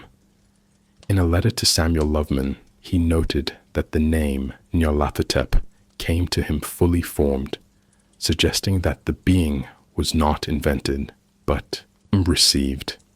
This motif of revelation, of knowledge as external, invasive, and corrosive, would shape every future portrayal of the figure. In the poem, Nyarlathotep is described as a tall, swarthy man who arrives from Egypt bearing arcane instruments and a reputation for unexplained feats. He is followed by crowds who watch his demonstrations, only to leave in states of delirium, disorientation, or catatonic fear. The narrator himself describes a dissociation from the known world. A sense of monstrous guilt was upon the land, and out of the abysses between the stars swept chill currents that made men shiver in dark and lonely places. We must recognize the thematic layering at play. The poem begins with public spectacle and ends with cosmic erasure. The transformation of familiar cityscapes into silent voids mirrors the internal collapse of consciousness. The journey is not external, but perceptual. Nyarlathotep leads no armies, casts no spells, wields no obvious weapons, yet entire populations are reduced to dream walkers. The message is delivered not through physical force, but through information. This directly anticipates later Lovecraftian structures, where forbidden texts or visions catalyze the destruction of psychological order. In this way, Nyarlathotep serves as a prototype, not only for the character, but for the mechanics of Lovecraftian horror. Knowledge is the vector. Nyarlathotep is the virus. Intertextual connections begin to emerge almost immediately in Lovecraft's subsequent works. The figure of Nyarlathotep appears or is referenced in at least a dozen tales, including The Dream Quest of Unknown Kadath, The Dreams in the Witch House, and The Haunter of the Dark. Yet he is never fixed. Each iteration presents a new mask, a new method, a new context. This inconsistency is not a narrative flaw, it is a design feature. Nyarlathotep is a variable, a shifting index of horror whose presence is defined by transformation. Where Azathoth is constant, a blind chaos, and Cthulhu is dormant, awaiting resurrection, Nyarlathotep is active. He adapts to narrative demands without losing symbolic cohesion. Consider The Dream Quest of Unknown Kadath, begun in 1926, published posthumously in 1943, where Nyarlathotep takes on a godlike role within the Dreamlands. Here, he is not merely an emissary, he is the final arbiter of desire and delusion. Randolph Carter, Lovecraft's recurring dreamer protagonist, seeks the perfect dream city, only to discover that the city is his own childhood home, rendering the quest itself a recursive trap. Nyarlathotep appears at the climax not as a monster, but as a philosopher of annihilation. He exposes Carter's desire as nostalgia and the dream as deception, yet he does not destroy Carter. He grants the wish, knowing it will unmake him. This reinforces a key thematic principle. NYARLATHOTEP offers not punishment, but consequence. This reveals something essential about NYARLATHOTEP's narrative function. He is not an antagonist in the conventional sense. He does not seek conflict. He simply delivers. In the dreams in the witch house, he appears briefly, connected to the worship of Azathoth, but never speaks. In the rats in the walls, his influence is inferred through architectural decay and ancestral madness. Across stories, his presence is uneven but cumulative, building a sense of mythic ubiquity. He is not a central figure in any one story, but he is the connective tissue across many. This intertextual subtlety gives him the aura of an ancient archetype, less a character, more a principle. It is worth noting how NYARLATHOTEP's intertextual presence predates modern shared universes. Lovecraft did not write sequels or franchise installments, yet through repetition and variation, he created a system of recurring symbols, of which NYARLATHOTEP is the most mutable. His name appears in footnotes, dreams, and fragments, as if Lovecraft were not so much inventing as reporting. This documentary tone strengthens the mythos. Each mention is a trace, a footprint, a distortion in the narrative field. The result is cumulative dread. Even in stories where NYARLATHOTEP never appears, his potential presence haunts the margins. Finally, we must address the semiotic function of NYARLATHOTEP's evolution. As he moves through stories, he absorbs the language of each: science, religion, politics, magic, only to reveal each as inadequate.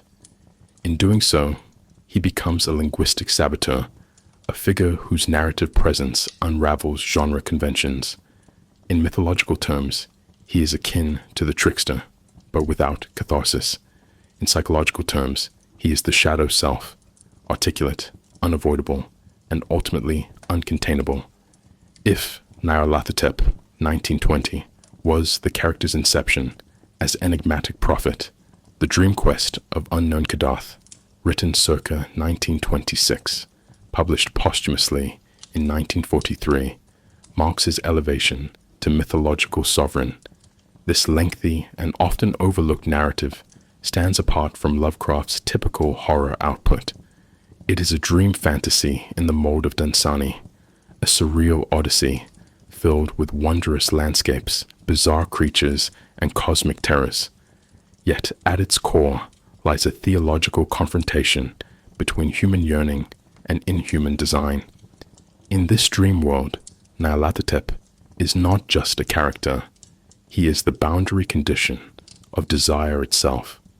His appearance in the final act is brief, but definitive, collapsing the entire narrative arc into a meditation on illusion, nostalgia, and the futility of transcendence. Randolph Carter, Lovecraft's literary alter ego, begins the story with a recurring dream of a sublime city beyond the horizon. His quest to find it leads him through the dreamlands, a realm populated by gods, ghouls, and forgotten empires. Throughout his journey, Carter remains convinced that the city holds a key to ultimate happiness, an ideal beyond the waking world. This yearning is classically romantic, the pursuit of a lost paradise, a return to origins. Yet this sentiment is exactly what NYARLATHOTEP exists to dismantle.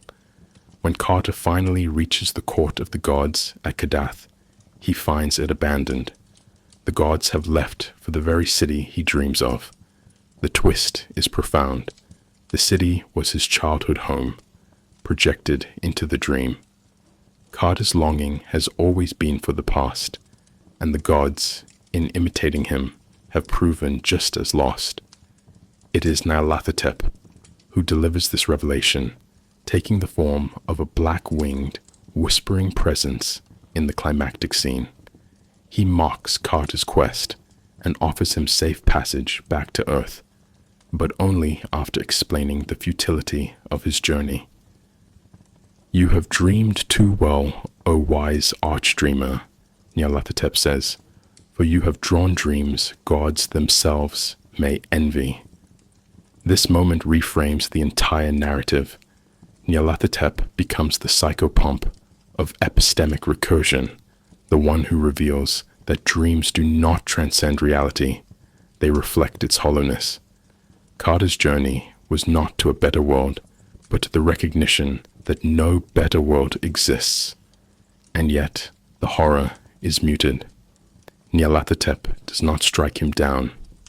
He returns Carter to the waking world, fully aware of what he has lost and what he can never regain. This function of NYARLATHOTEP as a revealer of disenchanted transcendence represents a shift in Lovecraft's cosmic horror. Earlier tales centered on external threats, monsters, cults, ancient secrets. Here, the threat is internal, the illusion of meaning.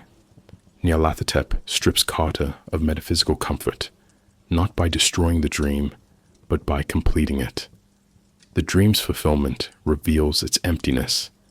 In doing so, NYARLATHOTEP performs a distinctly anti-redemptive function. He does not punish transgression, he permits it. And then he shows that transgression leads only back to the starting point, unchanged, but now unlivable. The broader implications are staggering. In this story, NYARLATHOTEP is no longer a prophet. He is a god of thresholds. He governs the space between belief and disillusionment, fantasy and horror. In theological terms, he resembles Hermes Psychopompos, the guide of souls, but without the promise of salvation. He does not protect travelers.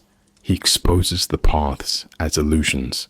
Moreover, his manipulation of Carter's desire mirrors the structure of religious myth itself. NYARLATHOTEP offers no alternative truth. He simply reveals that all truths were projections. The city, the quest, the gods, all are shadows on the wall of Carter's mind, and NYARLATHOTEP, standing behind that wall, merely turns on the light. From a narrative perspective, NYARLATHOTEP's presence reconfigures the dream quest into a tragedy of perception. The quest narrative, so foundational to Western literature, is here rendered void. There is no treasure, no insight, no transformation, only recursive longing. Lovecraft, through NYARLATHOTEP, critiques the very idea of spiritual progression. What is gained is awareness, and that awareness offers no path forward. The final irony is devastating. Carter returns not enlightened, but burdened by the realization that his dreams are indistinguishable from the god's delusions. We must also consider the stylistic transformation of NYARLATHOTEP in this tale. He is no longer the swarthy man of the 1920 prose poem.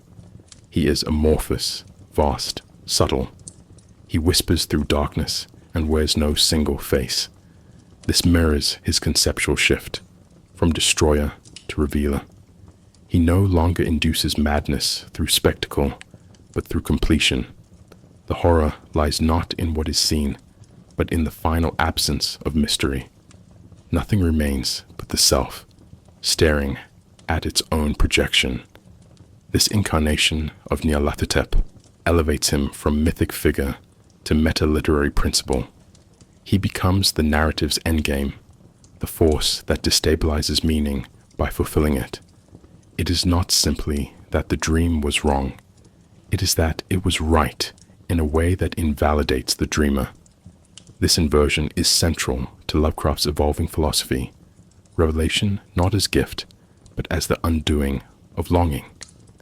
Written in 1935, The Haunter of the Dark is the final story Lovecraft completed before his death, and it represents one of the most direct and visceral appearances of NYARLATHOTEP in the author's oeuvre.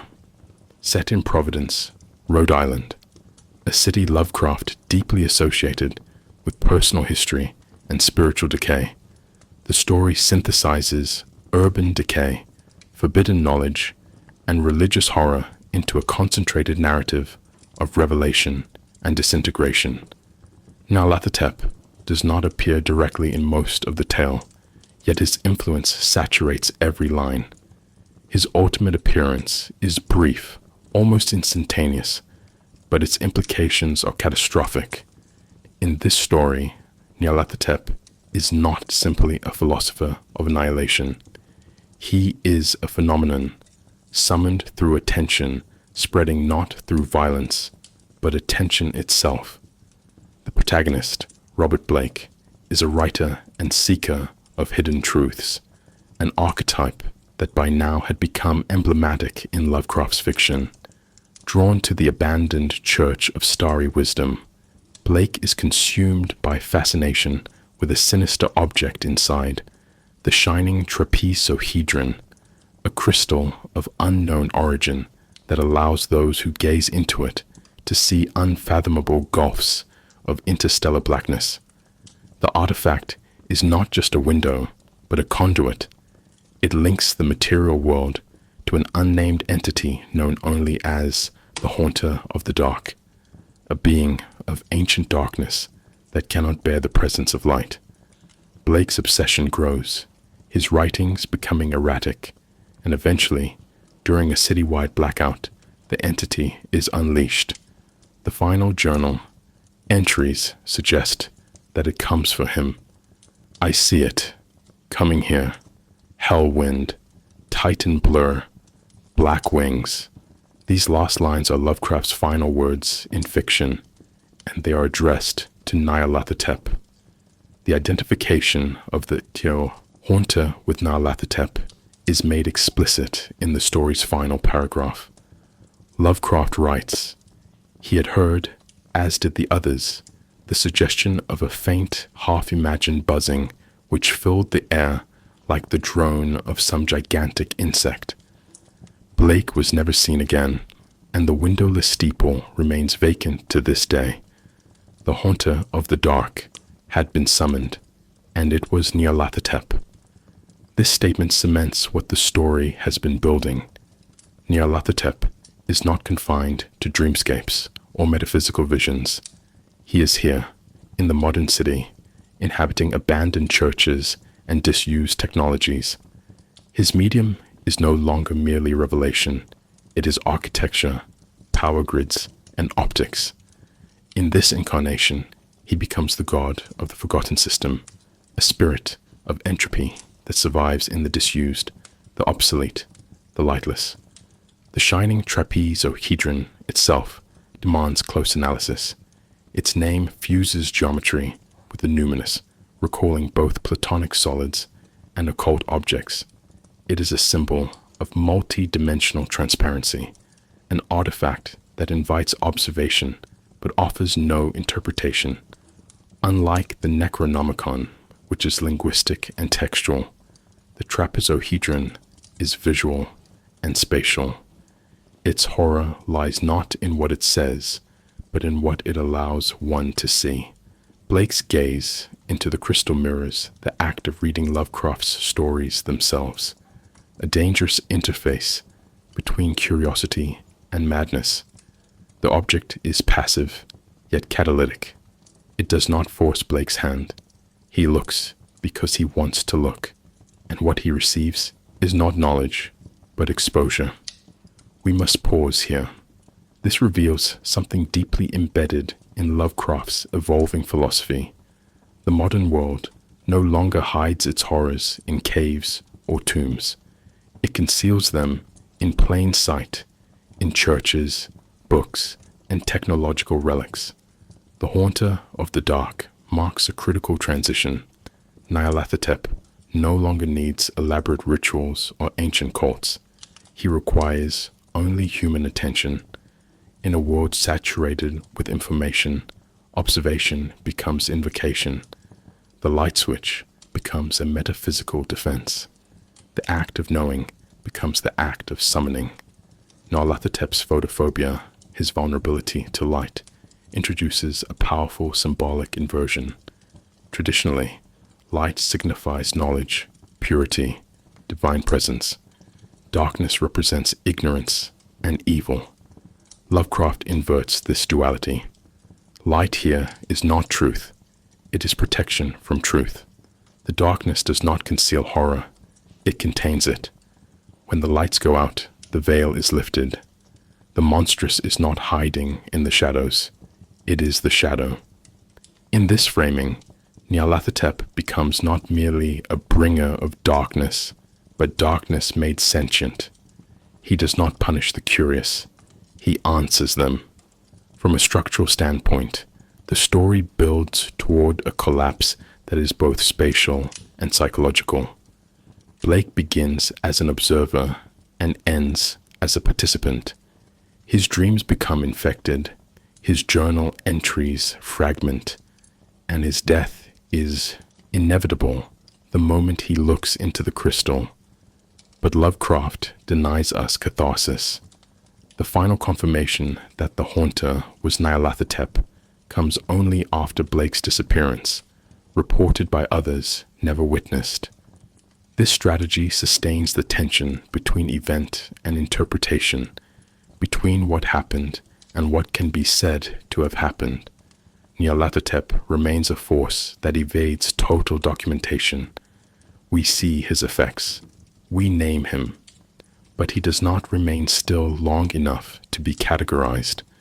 Importantly, this story connects NYARLATHOTEP to the Church of Starry Wisdom, a cult that appears in other Lovecraftian works. Unlike traditional religions, this church does not offer salvation or redemption.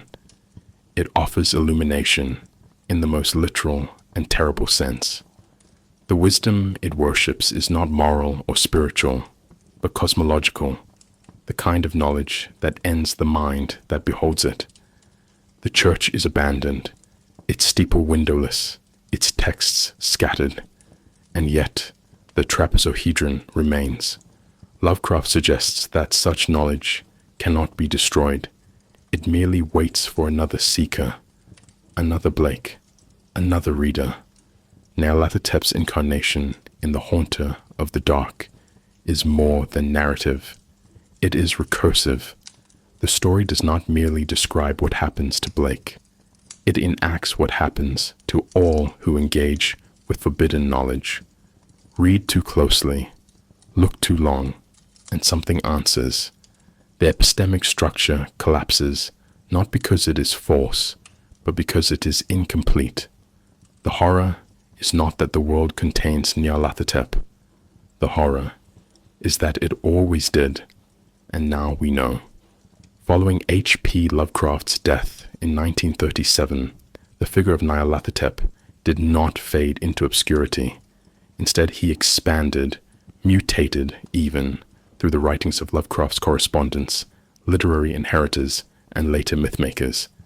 The character migrated across decades and genres, acquiring new guises, functions, and meanings. In this posthumous phase, NYARLATHOTEP ceased to be merely a being within Lovecraft's fiction. He became a system, a framework for horror itself, adapted, reinterpreted, and sometimes misread. This section explores how writers like August Derleth, Robert Bloch, Ramsey Campbell, and others continued the myth, often illuminating new facets of the character while inadvertently distorting Lovecraft's original philosophical intent.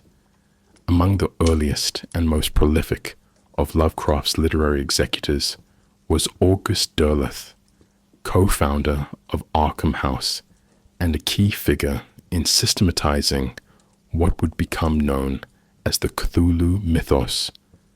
Derleth's contribution was both preservational and transformative.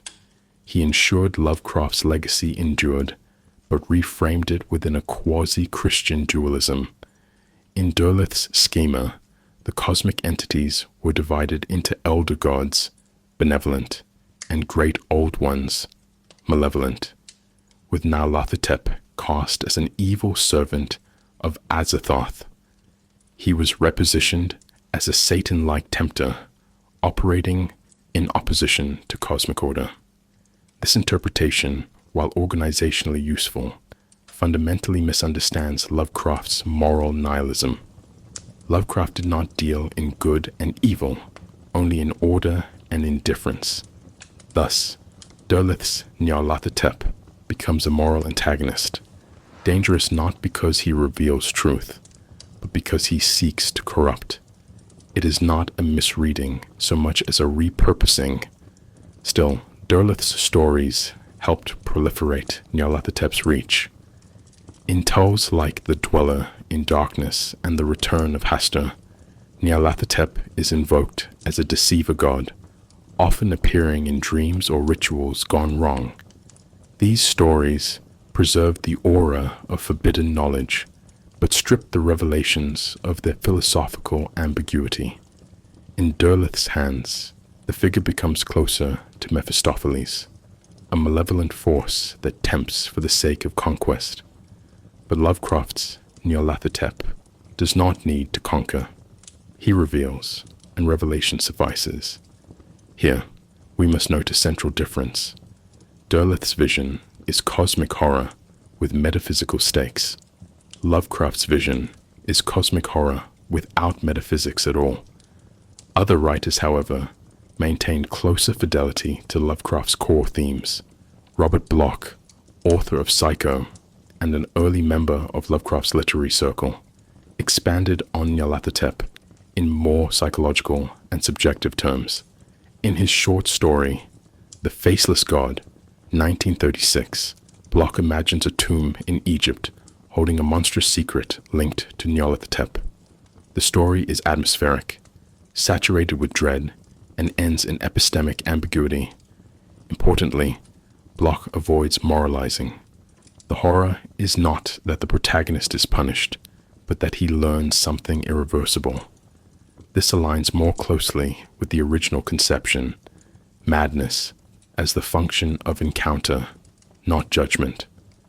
Ramsey Campbell, writing from the 1960s onward, brought the mythos into the bleak landscapes of post-industrial Britain. His contributions are especially significant for how they adapt NYARLATHOTEP to modern psychological horror. In The Inhabitant of the Lake and Other Stories, Campbell places NYARLATHOTEP-like entities in decaying cities and crumbling mines. His prose is fragmented, suggestive, and intentionally claustrophobic. Here, the god does not arrive as a pharaoh or scientist, but as a subconscious infection, a whisper in concrete, a signal embedded in architecture. This reveals something critical. Campbell recognizes that NYARLATHOTEP is not defined by form, but by effect. Whether in robes or ruins, his essence is the breakdown of narrative cohesion. Later authors would take this idea even further, exploring NYARLATHOTEP as a metafictional force. In Caitlin R. Kiernan's stories, the god appears as an element of textual instability, breaking the fourth wall of narrative reliability. In tales like Bradbury Weather and A is for Alien, the mythos is evoked through dreams, memories, and unreliable narrators, emphasizing that the horror is reading itself. Kiernan's work reminds us that Lovecraft's creations, especially NYARLATHOTEP, are not mere creatures. They are vectors of ontological disturbance. The story cannot contain them because the story is their target. NYARLATHOTEP's adaptability is key to his afterlife. He appears in science fiction, urban fantasy, psychological horror, even surrealism. Sometimes he is a hacker god in cyberpunk settings, as in Delta Green or The Laundry Files. Other times he is reduced to a meme, flattened, caricatured, robbed of nuance. In games like Call of Cthulhu, he becomes a versatile antagonist, able to wear many faces and roles. Yet even here, the core concept persists. He speaks, and things fall apart. Whether digital, occult, or psychological, his voice remains the mechanism of entropy. It is not merely the character's multiplicity that enables this longevity. It is his narrative function. NYARLATHOTEP is not a monster in the classic sense. He is a literary device masquerading as a deity.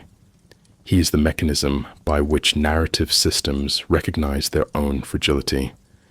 In this sense, all who write him invoke not just a character, but a commentary.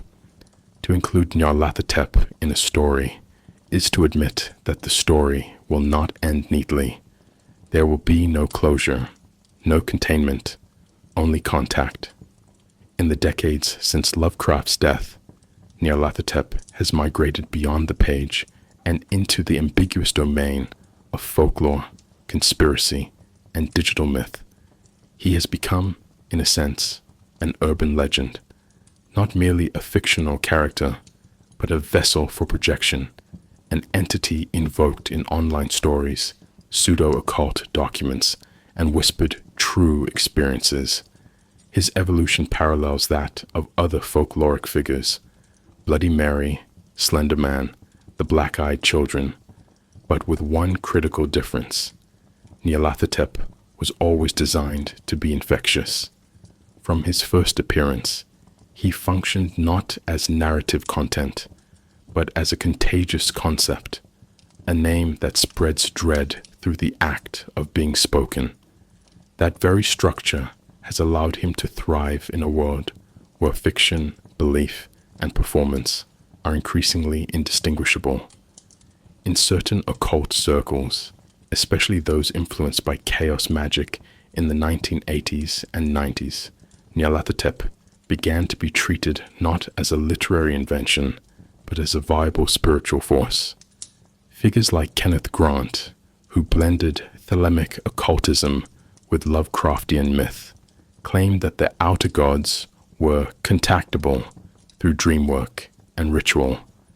Grant specifically identified NYARLATHOTEP as a transdimensional communicator, a psychic cipher between waking and dreaming worlds. Though even fellow occultists were skeptical of Grant's claims, the damage, or rather, the inspiration, was done.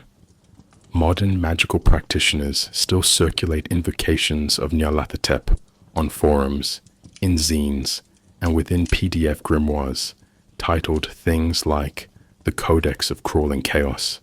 Here, the deity functions as he always has, not delivering power, but disorienting the seeker.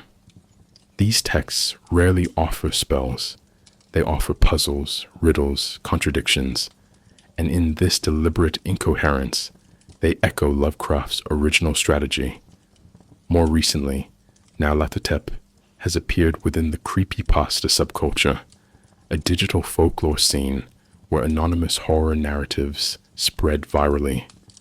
Stories like The Broadcast from Red Hill or The Man in the Shifting Mirror mention Nyarl or the Black Pharaoh as a kind of enigmatic antagonist known only through indirect references, corrupted video files, or unexplained dreams. In one thread from a now-defunct image board, a user claimed to have heard the name whispered during sleep paralysis, describing it as a word with no origin that insists it always existed. This convergence of hallucination and internet myth-making is precisely the cultural terrain NYARLATHOTEP thrives in. Unlike traditional demons or spirits who demand belief or ritual, NYARLATHOTEP enters the mind as coincidence, a dream, a word on a screen, a thing half remembered but never confirmed. We must recognize this pattern. NYARLATHOTEP does not require a centralized myth. He benefits from fragmentation. This makes him uniquely suited to the postmodern information landscape, where narratives compete not for coherence, but for resonance. Urban legends thrive because they spread through doubt. Is this real? Becomes part of the experience. NYARLATHOTEP fits perfectly into this logic. In many cases, the uncertainty of the tale is the point. One Reddit user posted an account of finding a ruined book in a thrift store with only one legible line. He walks in masks, and we see only one. The thread was quickly locked, the images removed, the account deleted. Whether staged or spontaneous, these incidents imitate Lovecraft's method: insinuation over explanation, contamination over clarity. This reveals something profound. NYARLATHOTEP has become a modern folklore generator precisely because he was never fully closed within Lovecraft's fiction. He was a signal more than a subject, a voice carried between texts, changing form, resisting capture. And in a digital environment where authorship is fluid and anonymity is standard, that signal grows stronger. He appears in alternate reality games, ARGs, like Cicada 3301, not directly, but thematically, through puzzles that lead nowhere, or messages that seem intelligent but untraceable. Users who follow these threads often report a feeling of unease without object, a kind of cognitive vertigo. This is not fear of harm, it is fear of comprehension itself. One might also observe that modern sightings of NYARLATHOTEP align with traditional features of folklore: repetition, variation, and geographical migration. The Black Pharaoh has allegedly been seen in dream diaries from Sudanese mystics, referenced in urban legends in Detroit and Osaka, and mentioned in cryptic graffiti in decaying subway stations. Most of these sightings are unverifiable. Many are outright hoaxes, but the intent is not deception, it is invocation. Every repetition of the name feeds the myth. Every fake encounter becomes real in the same way that haunted houses become haunted, through stories repeated in the right emotional register. NYARLATHOTEP has become not just an idea, but a tone, a flavor of disquiet that attaches itself to certain kinds of experiences: uncanny symbols, broken clocks, unreadable files, impossible memories. Importantly, his myth resists closure. There is no canonical NYARLATHOTEP story. No single account defines him. This mirrors the structure of urban legends, which live in the gaps between memory and report. My friend saw something strange. A man said a name I'd never heard. I found a story that no one else remembers. These are the narrative templates of folklore, and NYARLATHOTEP inhabits them effortlessly, not because he was designed as a god of legend, but because he was always a myth of cognition. His medium is not theology. It is the glitch, the loop, the dream, too vivid to dismiss. NYARLATHOTEP's infiltration into contemporary culture has been subtle, indirect, and often unnamed, yet unmistakable. Unlike more visually concrete figures in Lovecraft's mythos, such as Cthulhu or Dagon, NYARLATHOTEP defies easy adaptation. He is not a monster to be rendered in CGI or latex. He is a mechanism of philosophical collapse. This has not prevented creators across media from invoking him, but it has required that they do so through structure, theme, and tone, rather than depiction. In this way, NYARLATHOTEP has become something rare in modern entertainment, a mythic presence that persists by evasion.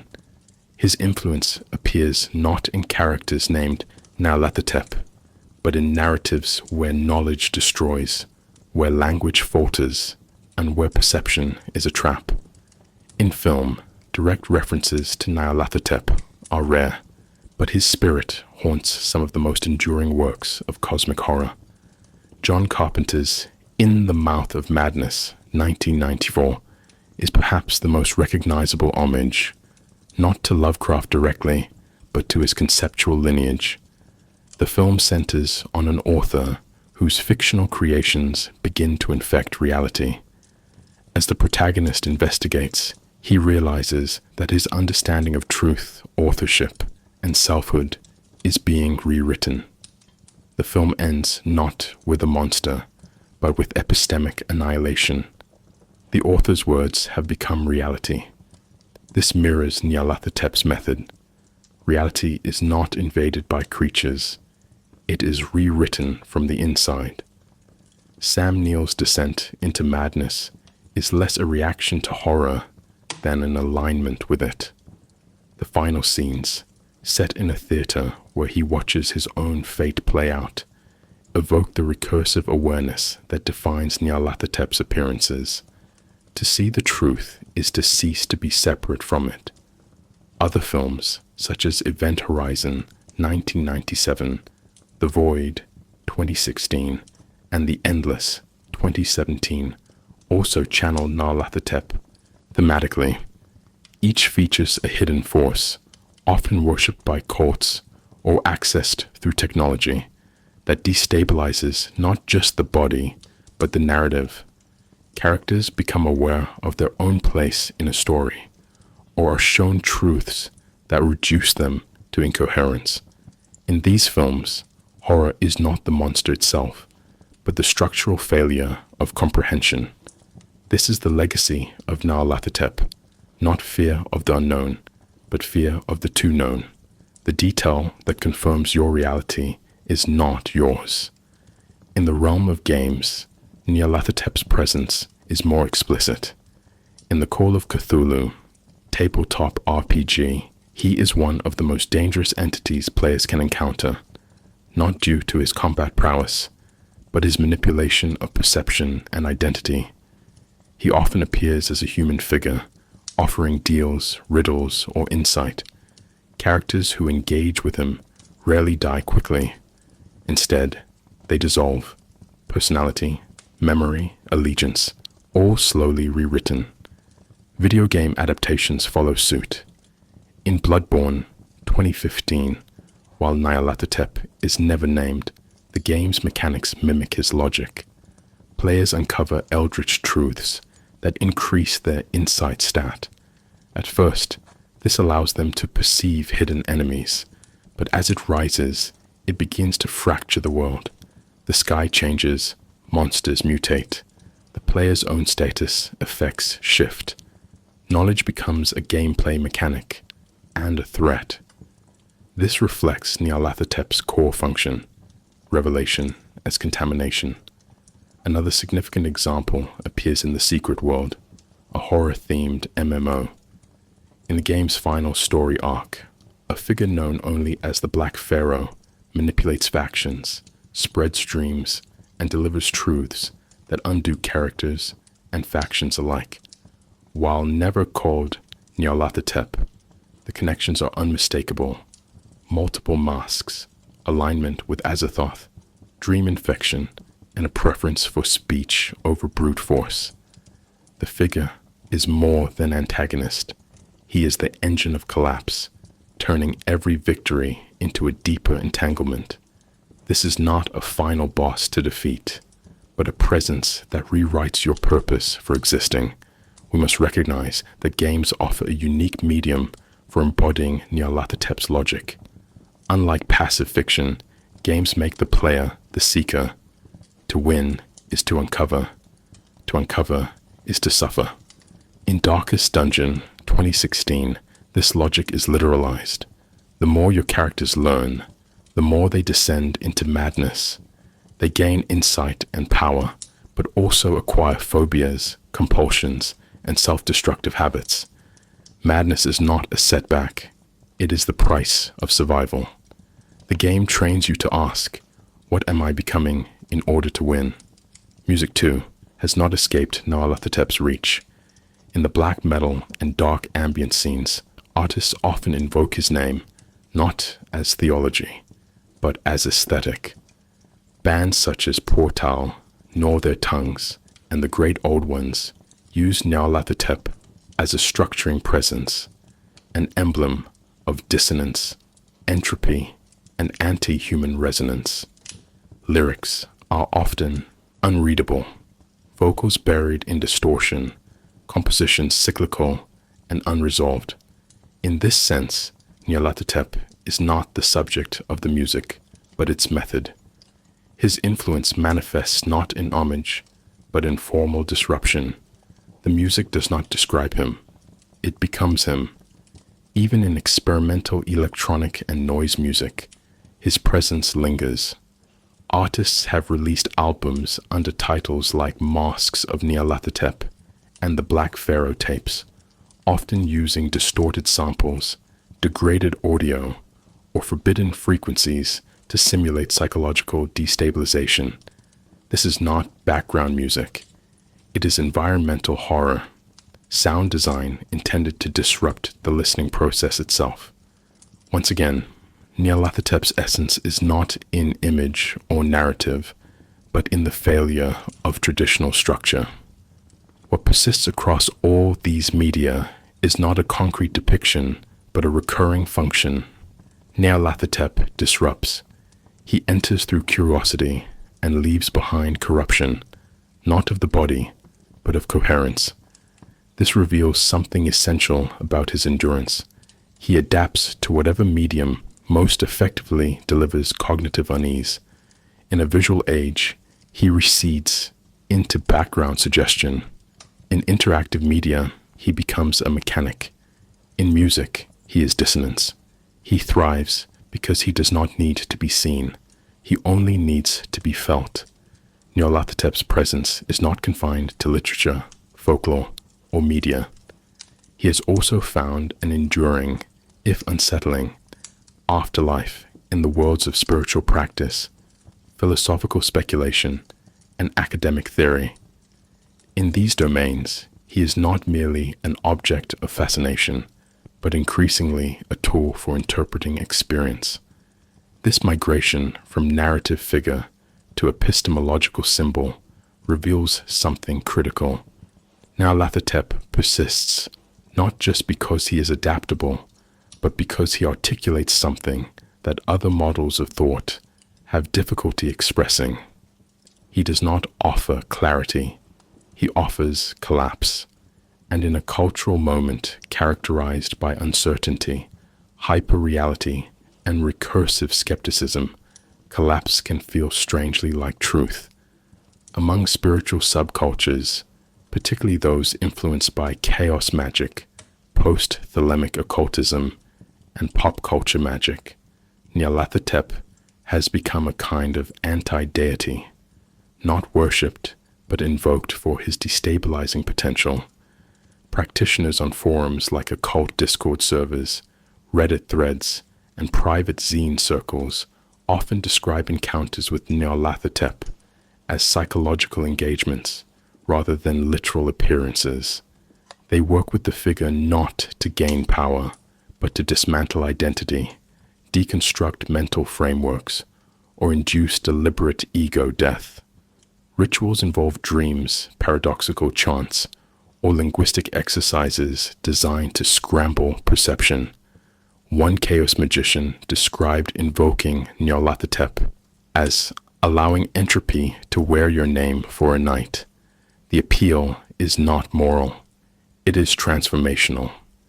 In this framing, Nyarlathotep functions as a spiritual virus, an agent that undoes certainty to allow for new configurations of thought. Philosophically, Nyarlathotep has been reinterpreted through the lenses of postmodernism, nihilism, and speculative realism. In academic essays, especially within horror studies and literature departments, he is often cited as a figure of meta-horror, where the terrifying content is not the monster, but the structure of meaning itself unraveling. Some scholars draw parallels between Nyarlathotep and Baudrillard's hyperreality, a system in which signs no longer refer to anything real, but to other signs in endless recursion. Nyarlathotep, as the crawling chaos, becomes the semiotic disruption in that chain. He is not a symbol of fear. He is the recognition that symbolism itself is breaking down. Elsewhere, scholars aligned with object-oriented ontology, OO, and speculative realism have noted that NYARLATHOTEP models what philosopher Quentin Melissu calls the great outdoors, the unthinkable space beyond human correlation.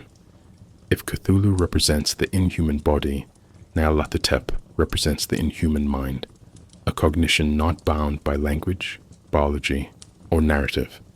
He speaks, yes, but not to be understood. His speech is a demonstration of our limits. In this view, NYARLATHOTEP is a conceptual scaffold, a placeholder for whatever lies just beyond cognition, not a thing, but a reminder that there are things. From a psychological perspective, Jungian analysts have at times identified NYARLATHOTEP with the trickster archetype, though this comparison requires careful hedging. The trickster, in Jung's schema, disrupts ego stability, initiates transformation, and exposes concealed truths. Yet while traditional tricksters, like Hermes or Loki, retain a form of play or reconciliation, NYARLATHOTEP offers no return. His disruptions are not initiatory, they are terminal. He may resemble the shadow, but he is a shadow without a source. He is the impulse that says, "What if none of this ever meant anything?" and then waits in silence. In post-colonial theory, particularly among scholars studying Orientalism and the politics of otherness, NYARLATHOTEP has become a site of inquiry into Lovecraft's own racial anxieties. As the Black Pharaoh, he evokes the West's long-standing fear of esoteric Easts, of wisdom coded as dangerous precisely because it is foreign. Critics such as S.T. Joshi and T. Jackson Lears have explored how Lovecraft's xenophobia informs the construction of NYARLATHOTEP as the civilized other, an Egyptian god in modern dress, articulate, poised, and devastating. Yet some post-colonial critics have turned this framing on its head, suggesting that NYARLATHOTEP represents not the feared outsider, but the repressed truth of Western modernity, that beneath the mask of reason lies chaos, beneath the light of science, a darkness it cannot comprehend. In this reading, the other is not foreign, it is internal, a disavowed knowledge that returns with perfect eloquence. In academic conferences on horror, such as the International Gothic Association or the Necronomicon panels, NYARLATHOTEP is increasingly treated not as a character, but as a structural function. He is a placeholder for the moment when a narrative shifts from horror to ontological despair, from fear of the monster to fear that no structure exists at all. In this sense, scholars use NYARLATHOTEP to talk about everything from AI ethics to media fragmentation to the erosion of shared realities. He becomes the rhetorical ghost in the machine, lurking at the edges of every conversation about instability, recursion, and collapse. We must recognize that NYARLATHOTEP survives not because he is concrete, but because he is useful. He offers no answers, only better questions. He allows theorists, artists, and mystics to approach that which resists representation, whether that be trauma, madness, or systemic entropy. He is, in a very real sense, the anti-conclusion, the place where thought begins to spin, not tighten. And in an age marked by information excess, cognitive dissonance, and collapsing institutions, this function is more relevant than ever. To speak of NYARLATHOTEP today is to speak not only of a literary figure, but of a symbolic intrusion, a presence that outlasts the context of its creation. What began as a dream fragment scribbled by Lovecraft in 1920 has grown into a distributed phenomenon, dispersed across media, myth, theory, and psyche. He is not simply remembered, he is replicated, and in each replication, something vital is lost. even as something more is gained. This final section explores why Nyarlathotep persists, and what his persistence reveals about the human condition, not in opposition to reason or modernity, but as a symptom of their deeper contradictions.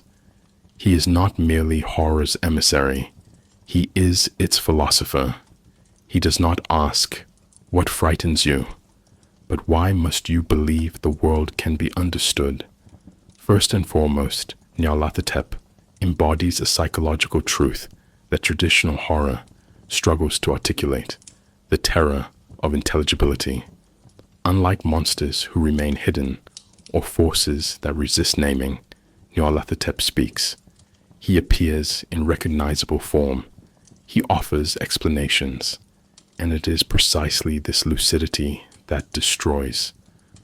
The horror, then, is not the unknown, but the overknown, the moment when revelation tips into derangement because it makes too much sense. This inverts the classical Freudian model, where the return of the repressed threatens ego stability. Nyarlathotep does not return from repression. He is what was never excluded in the first place, the unbearable coherence beneath the illusion of randomness. This reveals something profound about modern subjectivity. In an era saturated with data, where pattern recognition is both a skill and a survival strategy, Nyarlathotep becomes the god of connection overload. He is the whisper behind conspiracy theory, the muse of apophenia, the seducer of minds who see too much. He does not create paranoia, he validates it. What if the patterns are real? What if the connections are intentional? What if everything does mean something, but the meaning is fundamentally incompatible with sanity? In this way, Nyarlathotep becomes the emblem of postmodern dread, not fear of the void, but fear that the void is coded, legible, and maliciously articulate. Philosophically, this aligns Nyarlathotep with a long lineage of thinkers who wrestled with epistemic collapse. From Kierkegaard's dread to Nietzsche's abyss to Camus' absurd, the confrontation with meaninglessness has been a core modern anxiety. But where these thinkers left room for personal revolt, existential courage, or aesthetic sublimation, Nyarlathotep offers no such refuge. His revelations provide no catharsis, no framework for resistance. He is not absurdity. He is the absence of absurdity. The system runs perfectly. It just runs without you. In this way, he embodies what philosopher Eugene Thacker might call the unthinkable world, a universe indifferent not just to human values, but to the categories of human thought itself. We must also consider the emotional implications of Nyarlathotep's function. His victims are not terrified in the traditional sense. They are undone. They encounter something that displaces them from themselves. Their narratives shatter, not because they are proven false, but because they are proven irrelevant. This maps onto a psychological phenomenon often described in trauma studies: derealization, depersonalization, and the fragmentation of memory. In this light, Nyarlathotep is not merely an antagonist. He is a metaphor for what happens when experience ceases to cohere, when the story we tell about who we are and where we live breaks into untranslatable pieces. It is not surprising, then, that in an age marked by ecological collapse, digital fragmentation, and the slow erosion of consensus reality, Nyarlathotep is more resonant than ever. He appears in memes, games, social theories, religious experimentation, not because people believe in him, but because they feel like they are already living in one of his stories. He is the face we give to the experience of watching meaning recede, not vanish, not explode, but slide out of alignment, a few degrees, then a few more. until all that remains is a familiar shape, speaking familiar words, with no heart behind them. Consider carefully. This is not a despairing conclusion. It is a description. NYARLATHOTEP does not ask us to surrender. He does not require belief. He requires only that we listen. And in listening, we discover that what we feared was not the monster, but the truth that has no conclusion. We feared that if we understood too much, we would lose our ability to act. We feared that if we stared too long into the design, we would see that the design was always speaking back. This is why NYARLATHOTEP endures, not as a figure of horror, but as a figure of recognition. He is not the destroyer of minds. He is the moment when the mind recognizes that it was never built to know, and that in knowing it ceases to be what it was. He is the smile behind the revelation, the mask that fits too well, the messenger with no message except the proof that there was never a message to begin with.